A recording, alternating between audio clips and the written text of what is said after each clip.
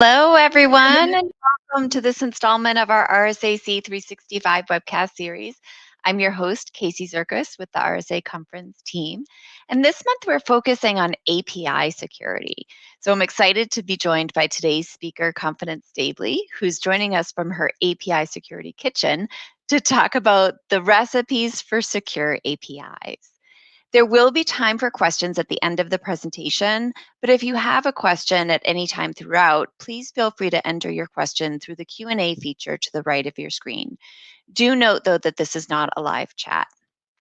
As a reminder, this webcast is being recorded, and following the webcast, you'll receive an email containing the link to the video replay, and the replay will also be posted at rsaconference.com.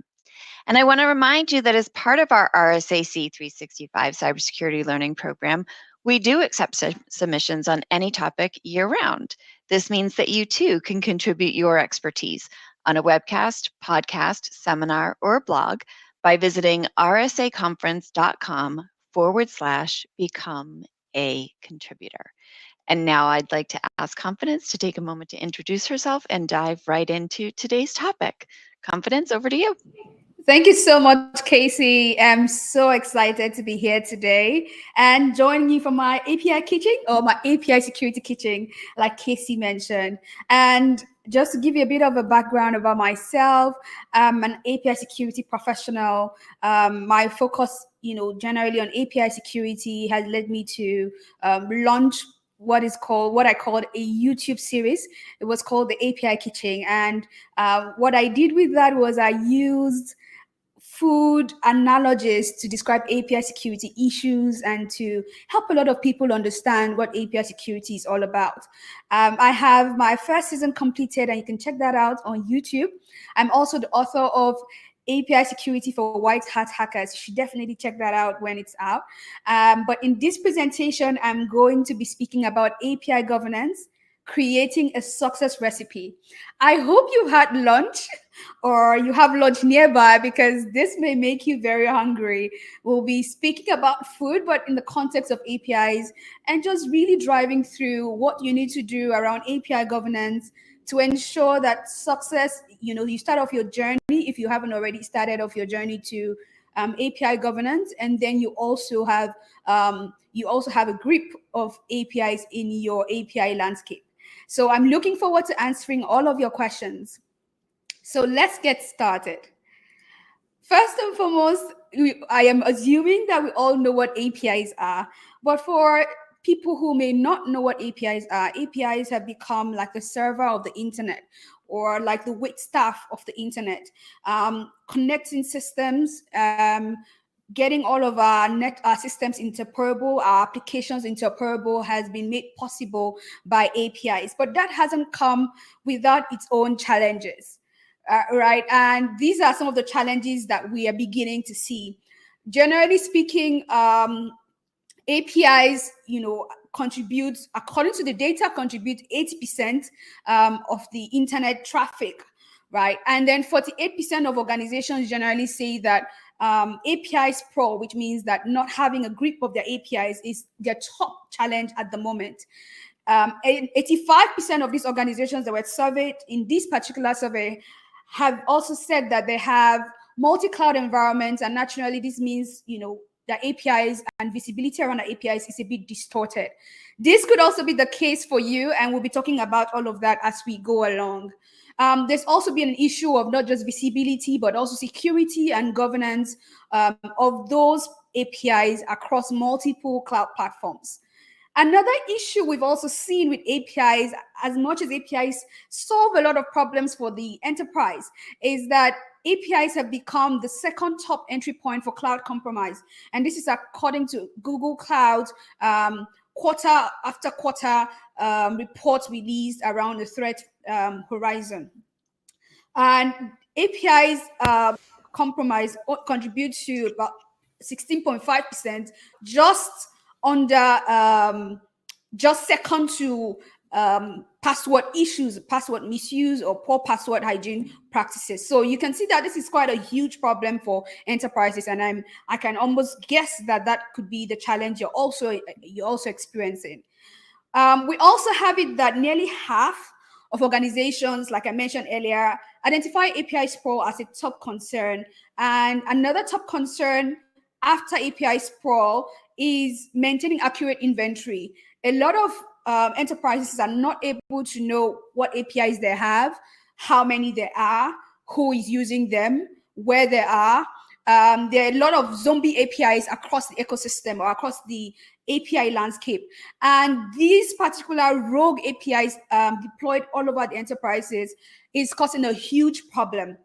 A lot of teams have lost track of these APIs. For example, these zombie APIs, they don't know if some of them have reached retirement stages. What happens when you need to be retired? Have they been disconnected from, say, the databases that they're supposed to be speaking to within the enterprises? What gets to happen? What's the process to retiring them? A lot of that and version control is really not under wraps and not under the control of the right IT leaders. And this struggle with inventorying APIs is causing a knock-on effect, generally speaking. Now, to give us a bit of a context as well, we also see from the data that 26 to 50 APIs power the average application. So for enterprises running several applications, some of them system applications that power, say, customer relationship management, there are lots of APIs that are exposed from those applications. And we have the business applications, for example, that deliver orchestration, that bring data together and is able to create an experience for the customer. There are lots of APIs, right? And you can see the average enterprise having hundreds or thousands of APIs. So knowing about those APIs as they're created, not just for security reasons, but also because we don't want to be doubling our efforts. We don't want to not know that we have this API and have a developers work on another one. We want to be able to easily interoperate, and we also want to be easily integrate with other partners, other players in our ecosystem, other people we do business with. We also see from the data as well that 1 in 3 organizations release API updates daily. So this is not something that can be maintained manually anymore, because these releases are happening every day, and these releases of APIs have to be secure anyway, preferably not as an afterthought, okay? Preferably with having security on top of things from the design stage all the way to retirement of APIs. Excuse me. We also see from data that there's a 900% increase in attackers looking for shadow APIs. Those APIs that maybe have been created and IT doesn't have any idea that they actually exist. But then if we really zoom in on what the challenges are and why security is having such a hard time, because of the fast development of, say, APIs across the ecosystem, we see that yes, the fast development cycles of CI/CD pipelines is resulting in security lacking visibility and control in the development process. We also see that this is causing new builds to be deployed into production with misconfigurations when they're known, and even sometimes when they're not known, because security, again, is being slapped on as an afterthought. There are vulnerabilities in the code, the misconfigurations in the environment. There are other security issues. But what I want to really highlight here as well is that developers are skipping the security process. Because like you're going to see later on in my presentation, security governance or API governance generally has a really bad rap. Like, they're the guys who just put the brakes. They're the guys who just put the speed bumps on the development. Governance is not seen as an enabler for innovation. And that's one of the key issues that's causing these fast development cycles to result in security challenges. We also see that software is being released without going through security checks. And maybe even if they get to go through security checks, development would have been complete. And then, development team says, you know what, security, do your thing. And you have a day, or you have 2 days to do your thing. You have this weekend to do your thing. As against being part of the development process and empowering developers and other players in the API development stage to actually be empowered with the tools, the processes, and everything they need to make sure the APIs is secure by default and by design. We also see that security teams can't keep up with the pace of the releases that we see. Again, I mentioned that is a lot of organizations release on a daily basis, some release on a weekly basis. So imagine security teams scrambling across the place to see how they can, test those APIs and all of that and monitor all of them. So really, in essence, developers don't want to work with security for all of these reasons. And I'm sure if you were the developers as well, possibly you would have the same thinking. But then all of this just brings me to a particular memory. And for some of you that are listening to me, not sure where I'm from Nigeria in Africa. And I'm just putting my mind back to when I started learning how to cook. And my mom would, show me how to, say, make a particular meal, say a soup. And we will chop our vegetables. We will have all our condiments prepared. And I would ask her, how do I know when to stop? How do I know when to stop putting these ingredients? Or let's take one ingredient, for example, salt. How do I know when to stop adding salt to this meal? Right? How do I know if I have to put like 1 tablespoon of salt? Do I need to put 2 tablespoons of salt? And my mom is going to say, just keep putting until you stop and until you taste and it's right. And so that guessing game is what we generally see in the API governance space. Especially when a lot of API governance programs have not matured yet. And the way I like to describe it is, I don't measure a thing when I cook, right? I just sprinkle and I add stuff until I hear the spirit of my ancestors whisper, that's enough, child. So that's exactly what we see a lot of times. There's just a lot of guessing game going on. And that inconsistency is a major challenge. And why is it a challenge? It's because each team writes their own rules. They have different standards in mind.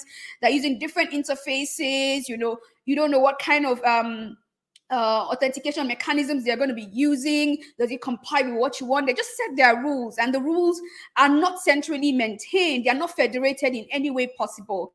And really what happens is that we can't keep track on what those rules are and who is following them and who is not.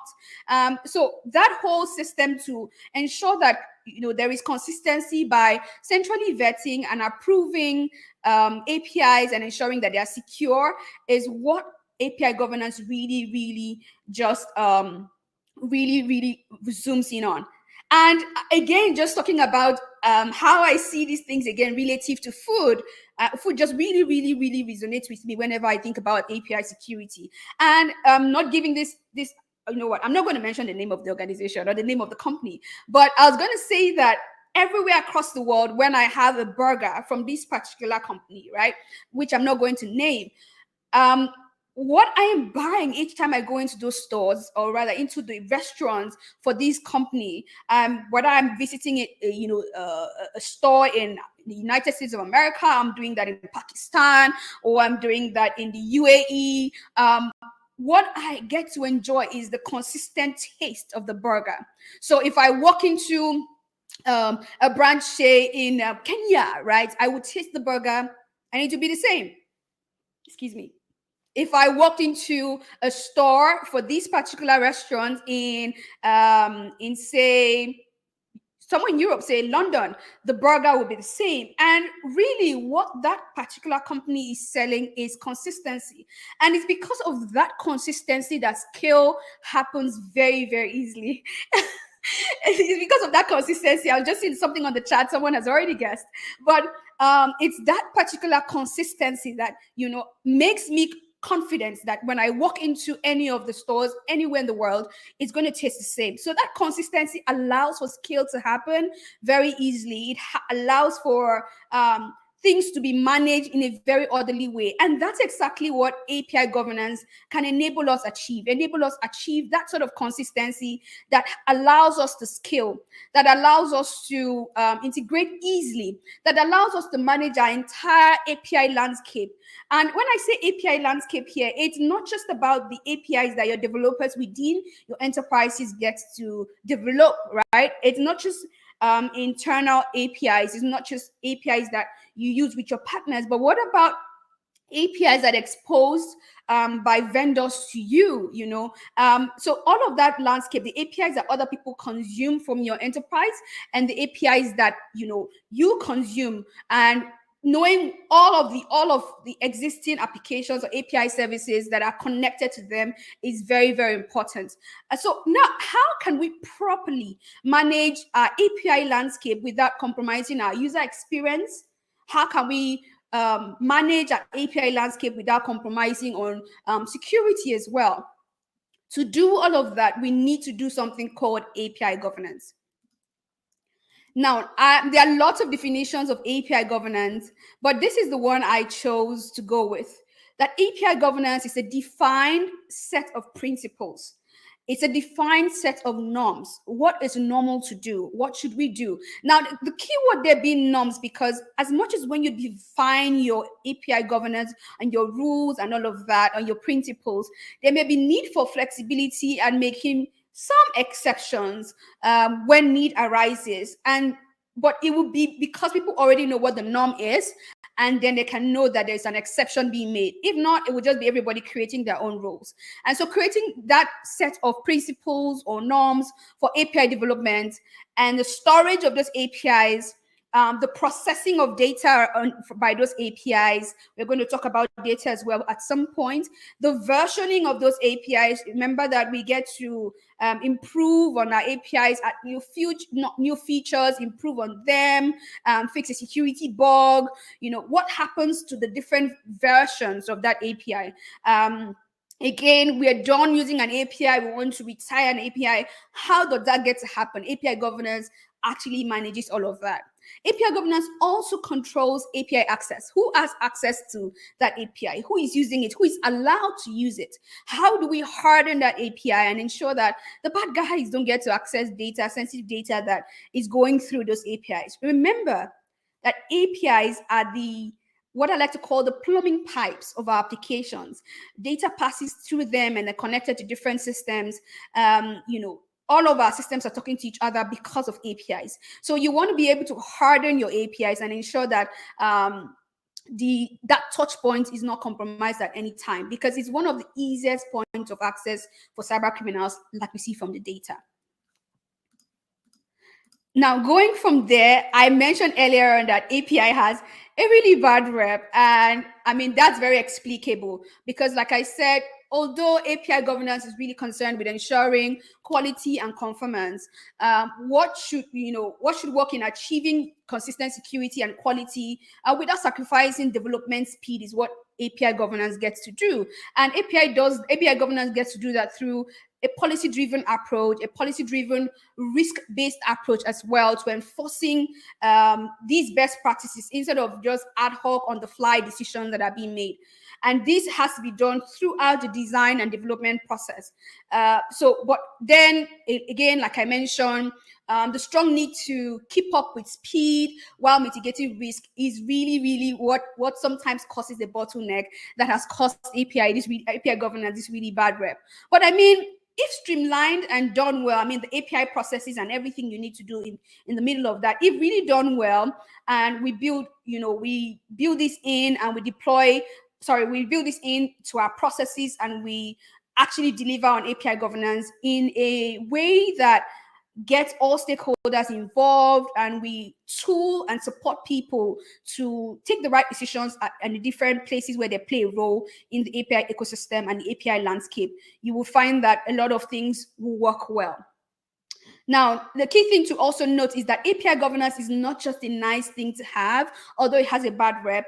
It's also a business imperative, because think about this. If the cost of integrating with your API is really high, not only will software developers not like the experience, but also having to get software developers to learn the models of each API that you have would actually really slow down things, right? Because people need to do that, and then the speed to market then gets the heat. So your competitor, for example, that prioritizes API governance will be able to release products and APIs really quickly than you, who doesn't have API governance in place. And it's that competitive edge, again, that we need to be able to, when we are selling API governance within our enterprises, begin to highlight. The case for API governance can and should be placed around the business and how it really does help the business compete. Because don't forget that, and we're going to get to that, but at the at the very good stage of your API governance journey, your APIs become products. And once you see your APIs as products, then the education and the training to reframe how the governance mindset is within your organization really does improve. But speaking about API governance and the process, so what is the process then? It's not one thing, something that you do one time and go to sleep on. It's continuous. And if I wanted to put this in a diagram, it would definitely be a wheel, right? Because it's something that keeps happening. Because, like I mentioned, APIs are developed every day, APIs are deployed weekly or in some environments or daily. We get to see some behaviors in runtime that you know that is suspicious, and maybe you find a vulnerability later on. Excuse me. You find a vulnerability later on, and you get to remediate that vulnerability, right? But then, you know, changes get to be made. The bugs get to be fixed in the code, and the new version of that API is released. All of that gets to happen on a continuous basis. So it's not something that is intermittently done. It's something that's a continuum. So speaking about it being continuous, this particular equation we have, if I was to call it that way, is basically assuming you haven't started the API governance process. What does it take to start? It starts first with initial risk assessment. If you're not able to tell what risk your APIs, what risk are associated with the APIs that you have, and do the full risk assessment and have a risk score around a lot of these things, and also put in controls and mitigation and preventive measures around ensuring that those risks do not materialize, then you won't have started your process yet. So it definitely needs to start with initial risk assessment.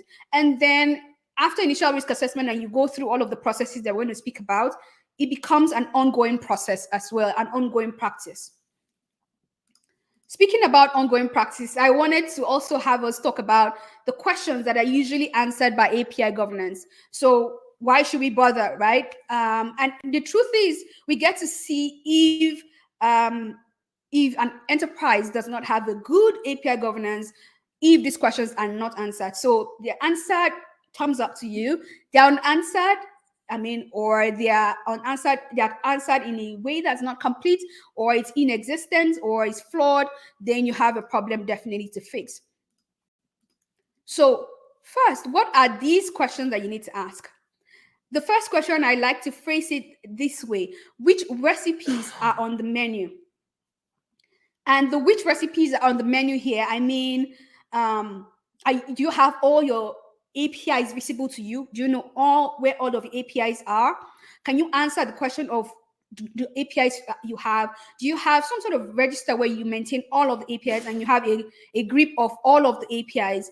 You need a clear understanding of what applications, for example, the business is running, and if the applications they're running are in the public or in hybrid clouds where they actually reside, which clouds are in use, and all of that. That is extremely important in knowing how to protect your APIs.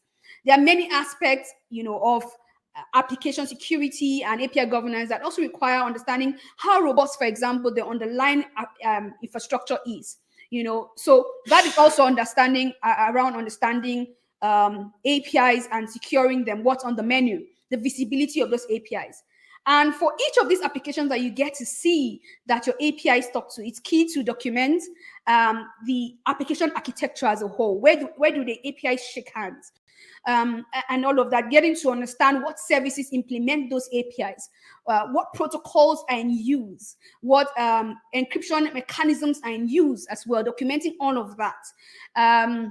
Also knowing if everything was developed in-house, if it was reused, if it was by a third party, or if it's open source code, because again, with all of this, you could very well be kicking the can down the road again. So getting to understand the underlying architecture, getting to understand or getting to know which APIs you have running in your enterprise or running in your space or your API landscape is very key. What APIs are in scope will depend on, say, the business purpose of your application and what application they implement as well.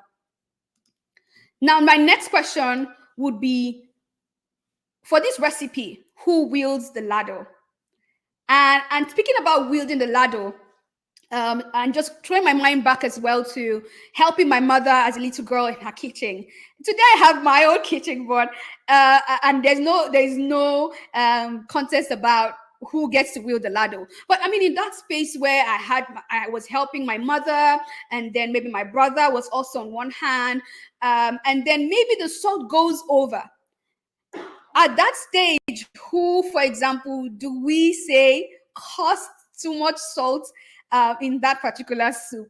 We can't say that if all of us were taking turns to put salt in the soup, right? But we can definitely say that if there was someone who was coordinating bringing the ingredients into the pot, that although we chop the spinach or we chop the onions, my mother was still responsible for putting the right quantity in the pot at that time. I was still responsible for knowing what quantity of salt to put in the pot. And so in that, for example, we're able to tell, oh, if there's too much salt in this pot, it was definitely mommy, right? Because she was the one who was doing that. So wielding the ladle also gets answered the question of who is responsible. Now, for different organizations, these could be different models. I mean, I have worked with clients or trade clients where the structure is such a way that if you're going to answer who is in charge, it will depend on things like who the product owner at the time is. So if it's for system applications, so say your SAP or your Salesforce, for example, the system APIs that unlock data from core system application and records on the line, right? Those sort of APIs sometimes are managed by the IT application owners. Now, if it's a kind of API, which is the business API that maybe combines data from different sources or multiple systems and brings them together for, say, business purpose, and then the attributes, are managed in multiple systems of records, that sort of business API can then have the product owner or data product owner being the one wielding the ladle.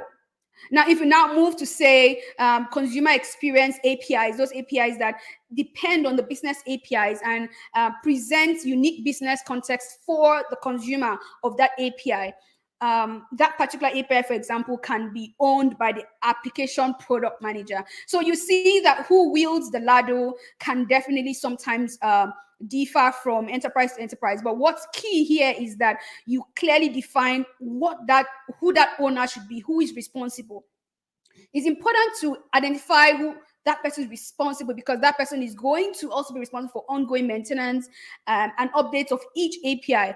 That particular group or that particular person, will also be initially the one who created the APIs, who designed them possibly, and who understands the full use of that API. So when you start asking questions like, what sort of data gets to go through this kind of API? Is it sensitive data? That person can easily recognize the upstream dependencies and be able to answer those sort of questions. So it's really crucial to know which parties should be involved. And when a problem arises, you can definitely track it back. You can require tracking back through the code using those particular stakeholders. So in cases where the distinct teams for development and operations within an organization, if there are those very distinct teams, it's important that you record who has the duty of configuring or deploying and overseeing the services, because this is very important for accountability. My next question will be, how does our recipe evolve? Now, why it's important to ask how our recipes evolve is because, like I mentioned, our APIs are not something that just sit there and never change.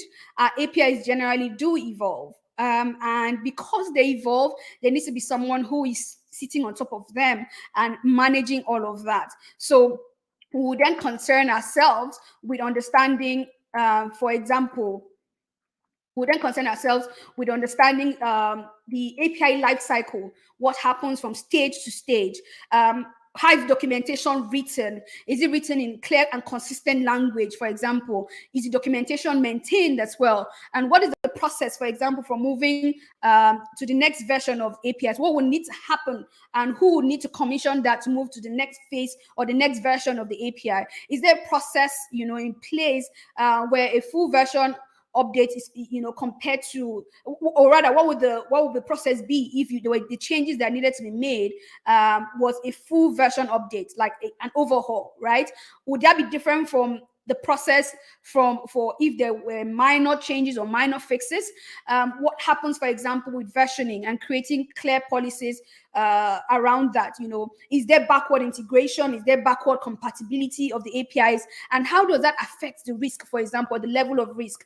That's what this question is going to be answering. So the API lifecycle policy, for example, if that policy doesn't exist, then you would have people making these decisions on the fly. And like we said, we don't want people making these decisions on the fly. It should be established as part of the governance program. My next question would be, who's at the table enjoying our meals? And I mean, that really does remind me again of growing up and just having random people just come to our house during the meal time. And sometimes their mother would have planned to have 4 of us fed, for example. And then there is a random stranger that strays in, and maybe there's just spare for one more person, right?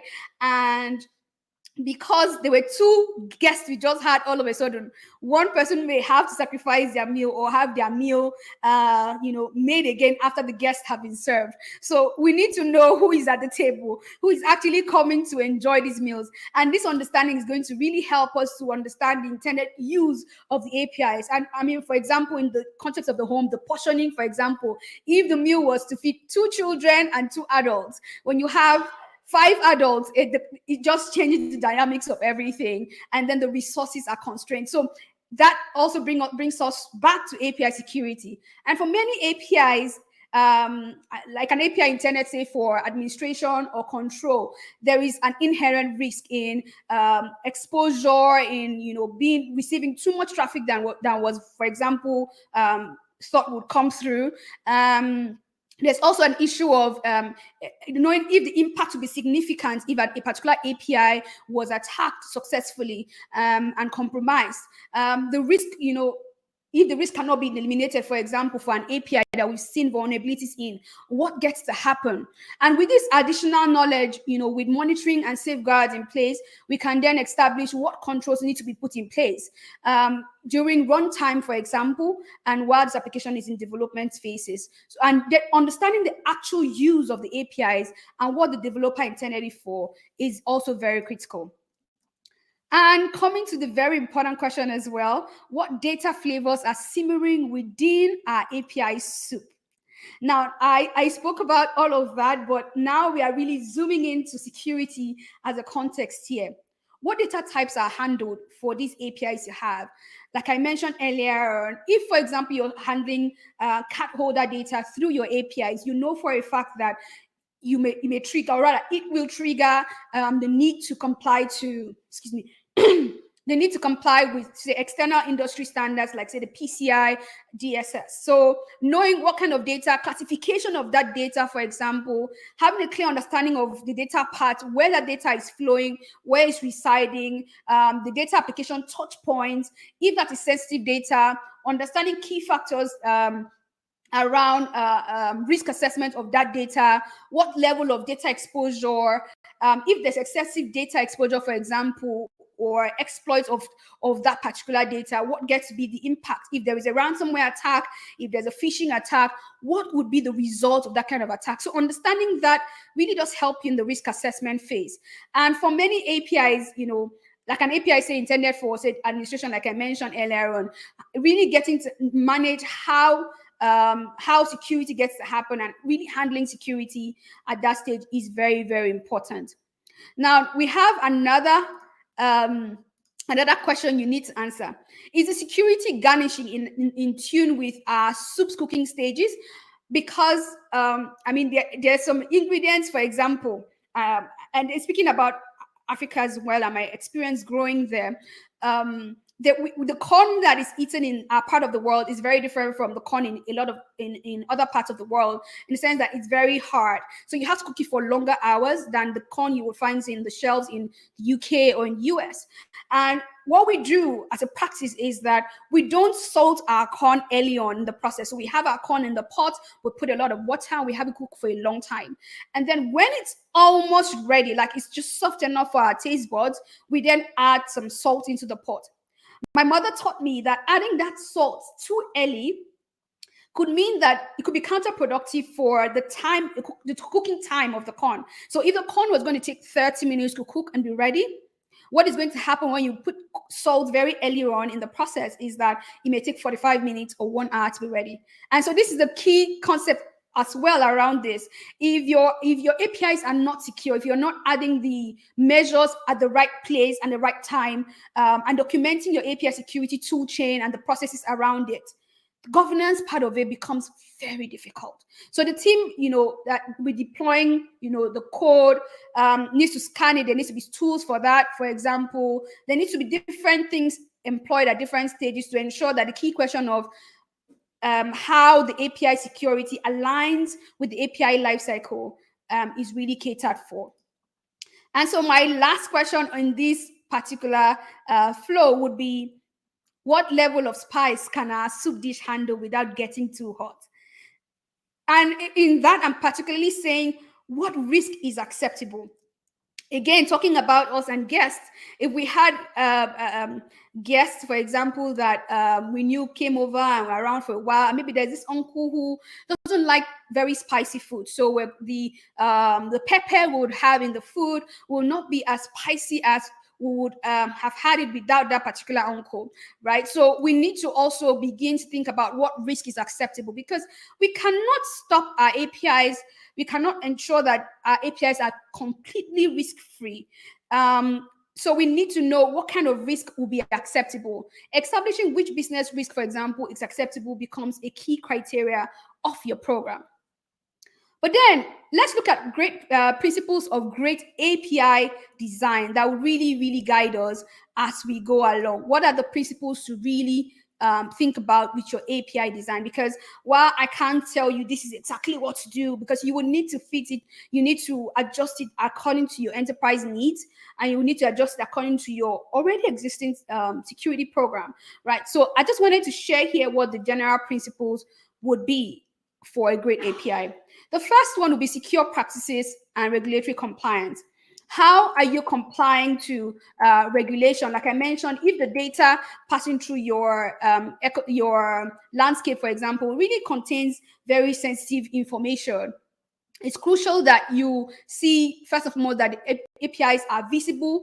All of the APIs are visible to you. You also need to have a solid plan around securing that particular API in the design and development phases as well. What standards, for example, you need to comply to. You need to know the appropriate technology stacks to use, and implementing security criteria for developing those and integrating those APIs as well.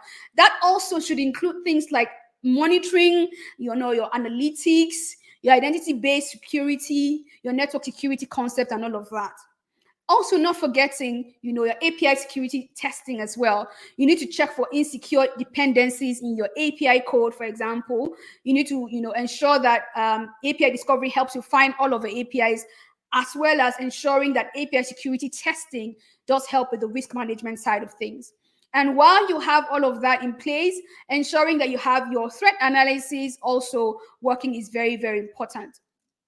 Now, the next thing is on standardization. And I spoke about consistency earlier on. So standardization really does help you achieve consistency. Your APIs, is your API easy to consume by other people? Is there a clear picture around your API landscape about how these things happen, how bugs are fixed? And I'm just saying that just attaining that predictability, which helps you then focus on reliability, scalability, and maintainability of your APIs, really does play a very important role. So ensuring that is a very good principle. There's also the principle of effective API documentation. Now, if the quality of the APIs is not consistent, irrespective of how valuable your APIs are, this is something that will be detrimental, generally speaking, right? It's very important to get your APIs out there, and they have to be written in a well-structured way. They have to have clear language, for example. Again, predictability, it really does apply here as well. API consumers should be able to learn about the compatibilities and arguments and the design reviews and integration abilities from the documentation. It needs to be comprehensive, for example, and just developing a very good one that ensures that things remain standardized is very, very important. Predictable behavior. How does your API get to behave? Can it be guessed? That sort of thing is very, very key as well for maintaining governance. Seamless integration is also a very key part. I mean, I don't need to speak much more about this, but seamless integration is also a core part of what needs to happen for your APIs as well. And then change management. Change management is also a key part. We don't necessarily talk about this a lot, but the whole essence of change management is to ensure that the process around changes being made to your APIs are maintained in a way that does not compromise security. Like I mentioned earlier on, is there a process, for example, for your APIs to move from phase to phase, for changes to be effected, who gets to commission them, how do they get to be commissioned? All of that is very important. And because we are really running out of time right now, I'm going to run through the API governance maturity levels as well. So for the API governance maturity levels, what I thought about when I was creating this was I wanted us to really see API governance first as a continuum, also as something that we don't have to just race to the finish line immediately. They can be phased out, just like anything with security, your security program. It can be phased out in a way that allows you to go through the phases, or allows you to maybe skip a phase but quickly go to the next one, and you know that you are approaching where you should be. So that sort of journey is what this particular API governance maturity level is speaking about. First, I mean, initially in your governance, you will have minimal or no governance at all. Like I mentioned, ad hoc decisions being made across the place around API creation. And then you move from that, for example, maybe that's where you already are. You move from that to bad governance, which could be initial standards are in place and guidelines are in place, but again, different teams are making those different guidelines.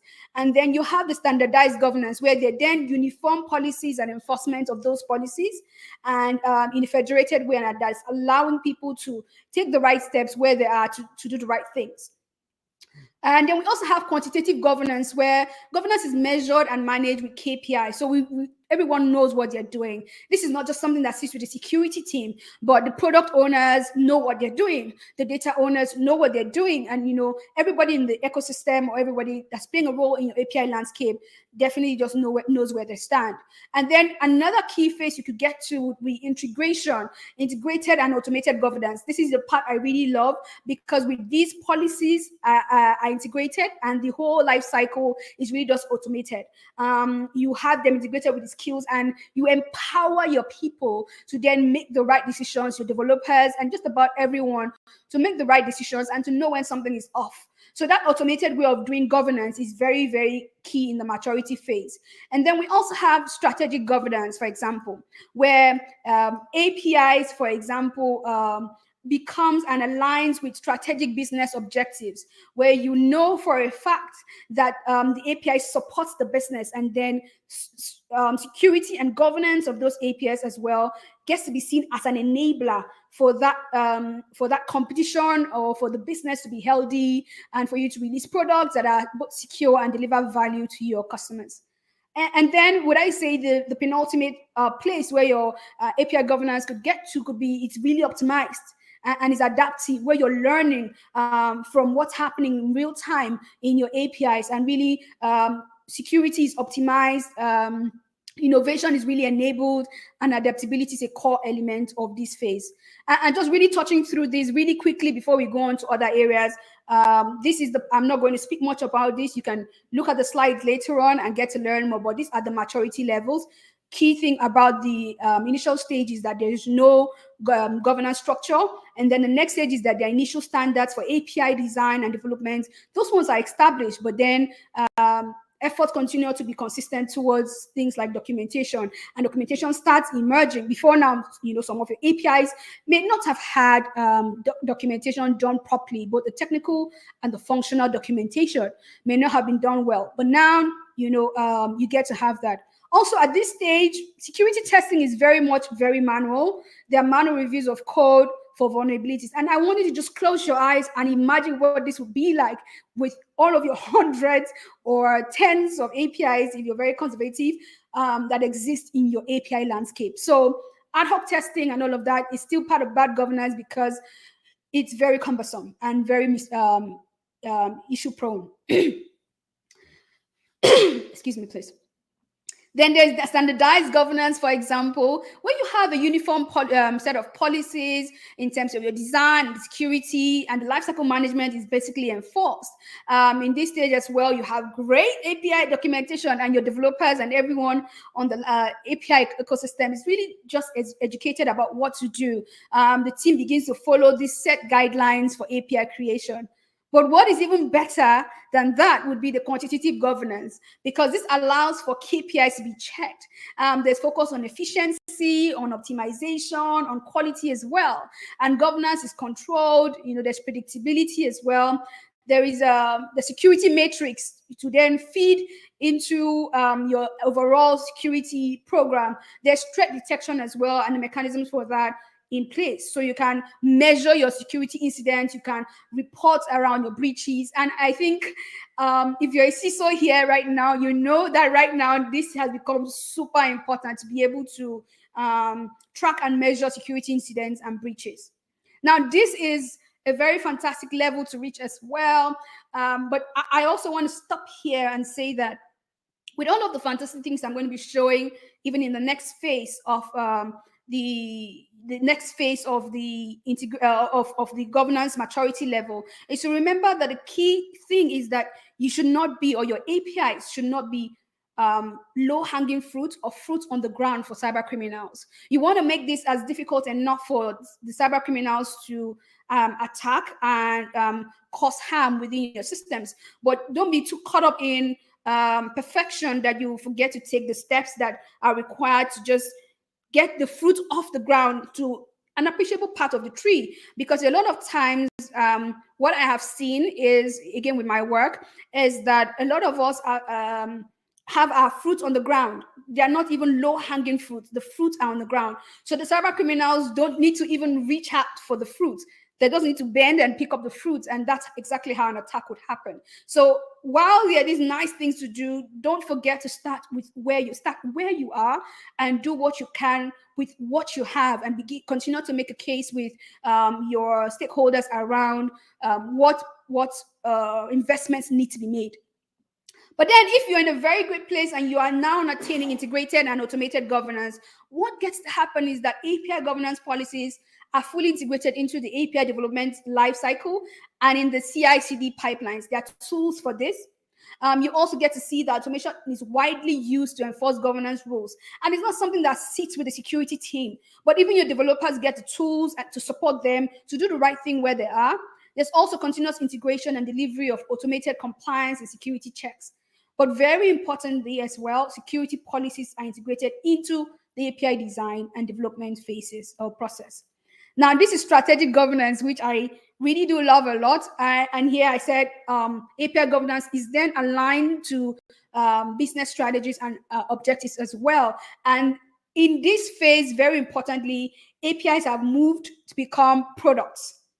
Right? They are not just things that just connect the different parts of our systems, but they are part of a product system. And because they're part of products, for example, it gets to this particular phase where I'll be speaking about with the marketplace already created. So all of the APIs are visible to everyone. Everyone knows what APIs exist, and there is no double effort.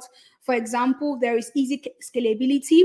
There's long-term vision around API utility, and decision-making is proactive rather than reactive. There's also a clear understanding of how APIs serve business needs. And then security is very proactive with predictive threat modeling and risk assessments as well done. But what excites me the most about this particular stage in the maturity level is the cross-functional teams are involved in governance. It's not something that sits with the security team. Here we've perfected cross-functional teams owning security, ensuring that APIs contribute to the overall business goals. But then with optimized and adaptive governance, what happens is that there's continuous improvement, and APIs are now fully productized. There is a marketplace for these APIs, and there's a culture of innovation that puts APIs first. So what key milestones in your API journey or API governance journey should you look out for? First key milestone will be your API discovery. Do you know all of the APIs? Do you know where all of them are sitting? Do you know what applications they're talking to? Then your next key phase you need to achieve is API ownership. Do people know within the business who owns the API, who is responsible for maintaining the API? The next key phase would be data classification. And why this is after API ownership is because the API owners will most likely know the API like the back of their hand. And so they'll be able to also help with the data classification phase. They'll be able to tell which data is sensitive. They'll be able to know which data is literally one of your crown jewels or part of your crown jewels. And they'll be able to really contribute to that phase. And when you're able to have ownership identified, you're able to know data classes, you also will be able to do the risk classification. And at some point, you'll also be able to achieve best practices and configuration. But lastly, change management, again, gets to take place and you get to cycle that way. And I like to say this way, that when in doubt, just really just comply to a standard. And to speak about complying to a standard, I'm going to be showing you how we can align API governance with your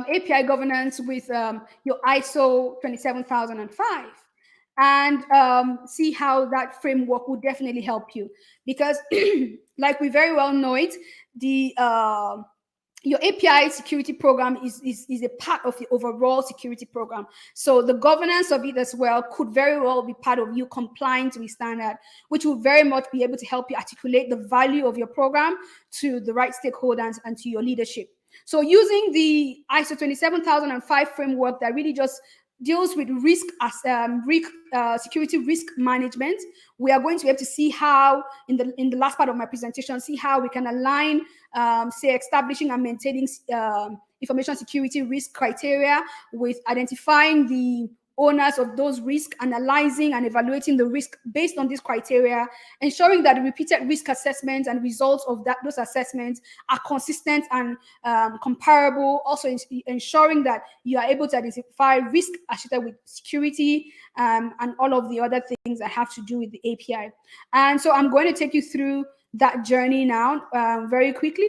So if you look at the 27005, the controls that we are going to talk about now are aligned with ISO 27005.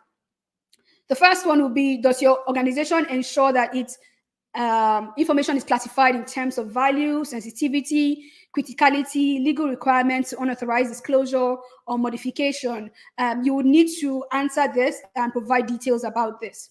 The next one is 4.3 as a control. You will need to answer if your organization maintains an inventory and record of those assets, in this context, APIs, the assets containing client information and data. And does this information include, required security, does it also include information required to adequately respond to security incidents for these IT assets? So that could be one control you look at and answer properly. The next key control you can look at is 8.7. Does the organization log security events and does it monitor for indications of unauthorized security activities? So like we know it, right, is no more the will I be hacked, or it's just a case of preparing for that to happen and responding in good time, responding well.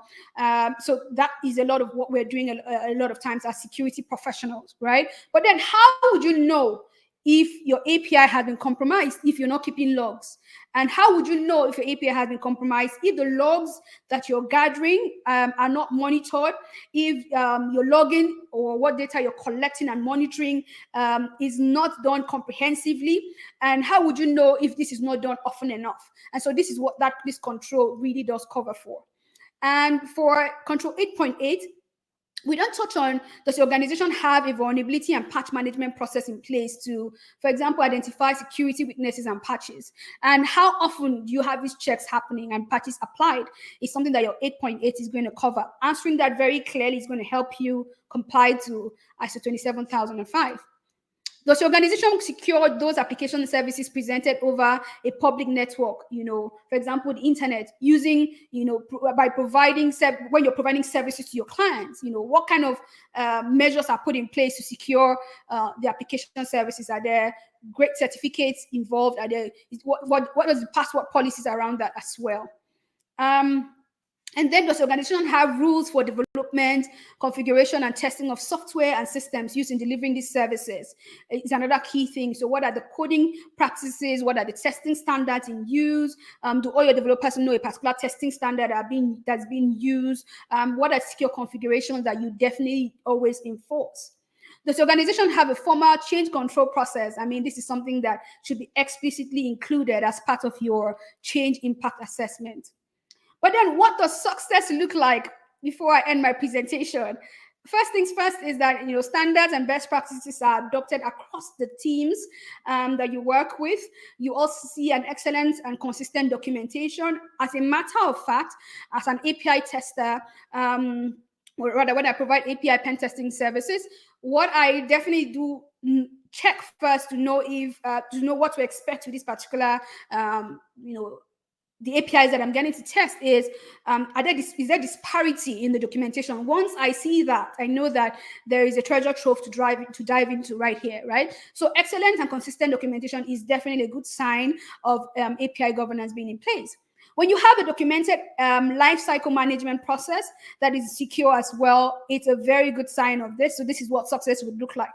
If you begin to have operational insights as well, this could be something that will very much, like we spoke about, your SIM feeding into your APIs, feeding into your SIM and, monitoring all of that and beginning to know what's happening when something goes wrong. You're getting these alerts that help you take action really quickly. You have automated responses in the first place. You have all of those things that the operational insights can then enable you to have is a key success factor. But then looking at tooling and infrastructure, like I said, you need to be able to support everyone in the API landscape, every player to be able to take the right decisions and to do the right things. And so also organizational and cultural output. Is everyone, coming on board with this? What's the culture like? So when your culture is right, you definitely do know that you're on the right track. And then strategic and business insights is the key part, as well as compliance and risk management. Do you get to achieve this easily? Thank you so much for joining me to the end of this presentation. It was very great discussing this, and I'm ready to take questions right now, and let's discuss more. My email address is on the screen right now. If you have any questions that we don't get to take because of time, please send them via email. But it was great speaking right here. Thank you. And thank you so much. This was fantastic. And certainly, I'm sitting here during the lunch hour with my mouth watering. So thank you for all of those great ideas of things that I can have for lunch and how it relates to API security. Wonderfully entertaining and educational, informative, which is, basically all that I'm seeing in the Q&A is thank you, thank you, thank you. So it looks like we don't have any questions, and we are at the top of the hour. But again, as Confidence mentioned, if you do have questions, feel free to email her. A reminder that this webcast was recorded, and you will be receiving an email with a link to the video replay. The slides will also be available with that. And you can always visit our library at www.rsaconference.com to access that link as well. Confidence, thank you so much for being here today. Listeners, thank you for joining us. To find products and solutions related to API security, we invite you to visit rsaconference.com/marketplace. Here you'll find an entire ecosystem of cybersecurity vendors and service providers who can assist with your specific needs. Please keep the conversation going on your social channels using the hashtag RSAC, and be sure to check back at rsaconference.com for new content posted year-round. Until next time.